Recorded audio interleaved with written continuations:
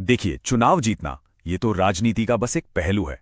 असल मकसद तो एक ऐसा शासन बनाना है, एक ऐसा सिस्टम तैयार करना है जो हर एक नागरिक को इज्जत और सम्मान की जिंदगी दे सके। आज हम नीम का थाना के जनादेश को समझने की कोशिश करेंगे, और ये सिर्फ हार जीत का विश्लेषण नहीं होगा, बल्कि ये इस बात की पड़ताल होगी कि वहां की जमीन, वहां के लोग और उनका भविष्य असल में शासन से चाहते क्या हैं। तो इस पूरी पड़ताल में हम क्या क्या देखने वाले हैं? सबसे पहले हम नीम का थाना की मिट्टी को, वहां की नब्ज को समझेंगे। फिर देखेंगे कि आंकड़े कौन से 3 बड़े इशारे कर रहे हैं। इसके बाद हम नतीजों के पीछे की कहानी, पिछले 30 साल का सियासी इतिहास, गवर्नेंस का एक पूरा ब्लूप्रिंट और आखिर में भविष्य के लिए एक विजन पर बात करेंगे। तो चलिए शुरू करते हैं। बात हो रही है राजस्थान के सीकर जिले में नीम का थाना की।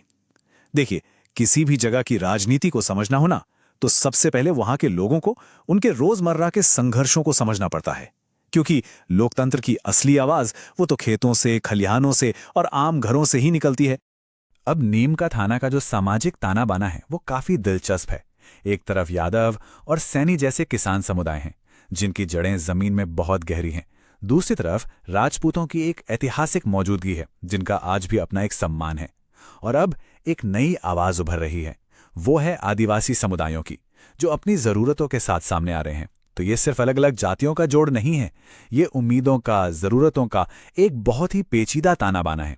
तो आखिर यहाँ के लोगों की दिन रात की चिंताएं हैं क्या? सबसे पहले पानी की किल्लत, जो खेती को बेजान कर देती है।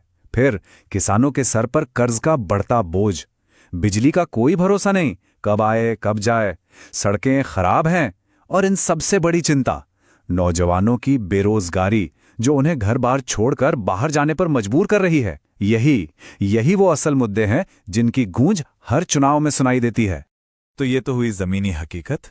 अब जरा देखते हैं कि आंकड़े हमें क्या इशारे दे रहे हैं, क्योंकि हर एक वोट की अपनी एक कहानी होती है, और जब लाखों वोट एक साथ पड़ते हैं ना, तो वो एक बहुत साफ संदेश देते हैं।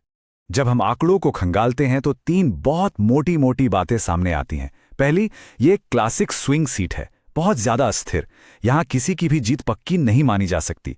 दूसरी बात, यहां के वोटर अब ज्यादा जागरूक हो रहे हैं, ज्यादा हिस्सा ले रहे हैं। पिछले 10 साल में वोटिंग 72% से ऊपर ही रही है। और तीसरी और सबसे अहम बात, 2023 में कांग्रेस और भारतीय आदिवासी पार्टी का गठबंधन वो गेम चेंजर साबित हुआ। ये दिखाता है कि सही पार्टनरशिप की कितनी ताकत होती है। अच्छा, अब जरा 2023 के चुनाव के आंकड़ों पे एक नजर डालते हैं। कुल वोटर थे करीब 2,74,000, वोटिंग हुई 72.2%, और जीत कांग्रेस बीजेपी गठबंधन की हुई, वो भी करीब करीब 33,190 वोटों के एक बड़े मार्जिन से। ये वाकई एक बहुत मजबूत मैंडेट था। लेकिन इस बड़ी जीत से धोखा नहीं खाना चाहिए। थोड़ा पीछे चलते हैं, साल 2003 में। जानते हैं उस साल जीत का अंतर कितना था? सिर्फ 205 वोट। ये एक कड़वी सच्चाई है जो हमें याद दिलाती है कि इस सीट पर हवा कभी भी पलट सकती है। यहां हर एक वोट मायने रखता है। अब चुनाव के नतीजे सिर्फ चेहरों या उम्मीदवारों पर तय नहीं होते, उनके पीछे एक पूरा सिस्टम, एक पूरी व्यवस्था काम करती है। तो हमें नेताओं से आगे बढ़कर ये समझना होगा कि नीम का थाना के वोटर आखिर वोट देते कैसे हैं और क्यों देते हैं। साल 2003 का चुनाव इस बात का सबसे अच्छा उदाहरण है। उस चुनाव में इतने उम्मीदवार खड़े हो गए कि वोट बुरी तरह बढ़ गए। नतीजा क्या हुआ? जीतने वाली पार्टी को मिले सिर्फ 24.4% वोट। सोचिए, इसका मतलब है कि करीब 75% वोटरों ने तो जीतने वाले को वोट दिया ही नहीं था। यह दिखाता है कि जब विपक्ष बटा हुआ होता है तो कैसे कोई बहुत कम समर्थन के साथ भी जीत सकता है। और यहीं हमारे लोकतंत्र का सबसे बुनियादी सिद्धांत सामने आता है। देखिए, हमारे संविधान की नींव ही इस बात पर रखी है कि हर नागरिक को एक सोचा समझा फैसला लेने का हक है।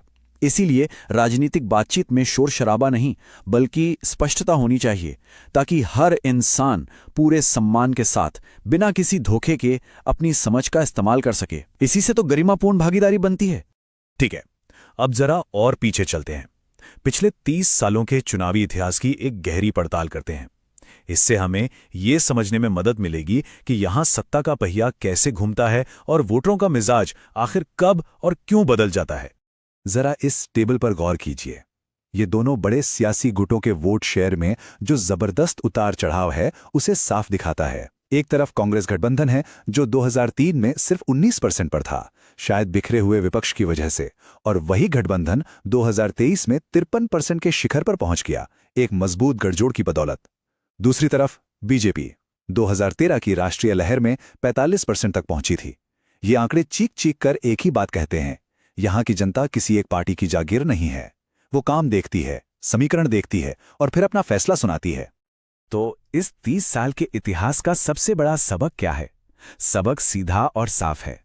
नीम का थाना में कोई परमानेंट जमींदार नहीं है। यहां का असली मालिक वोटर है। वो हर 5 साल के लिए अपना भरोसा लीज पर देता है और उस लीज को रिन्यू कराने के लिए आपको काम करके दिखाना पड़ता है।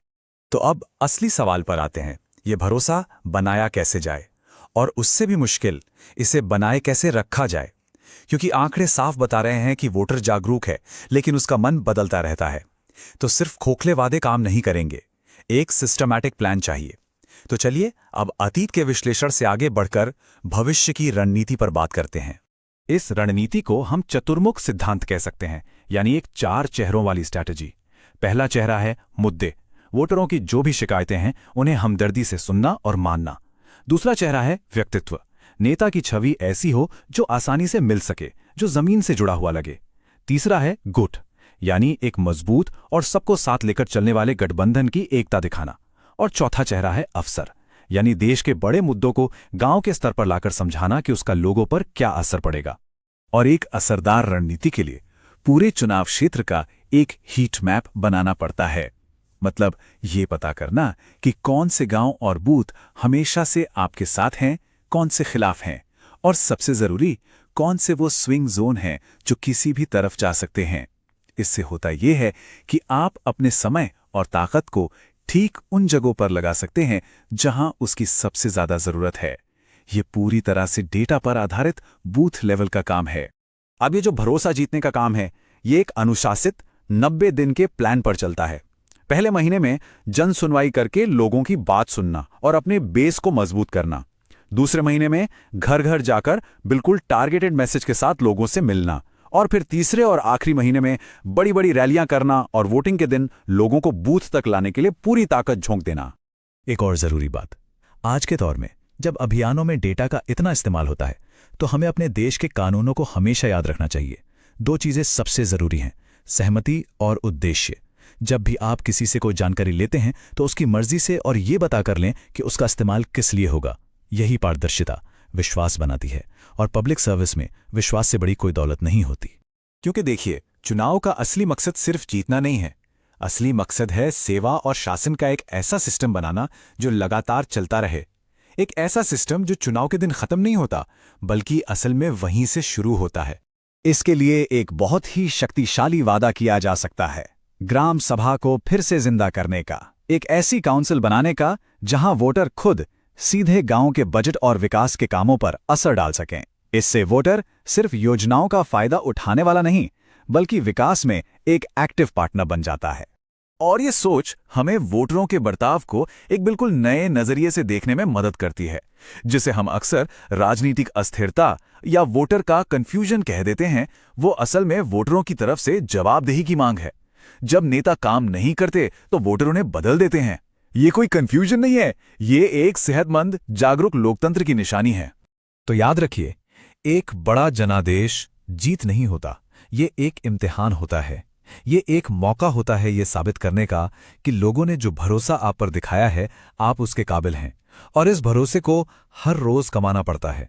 यदि आप एक जन केंद्रित नेता बनना चाहते हैं और अपने निर्वाचन क्षेत्र का उत्थान करना चाहते हैं, तो blueprintstrategies.ai से mgr@blueprintstrategies.ai पर संपर्क करें या 08042041602 पर कॉल करें। राजनीति से परे एक उद्देश्य।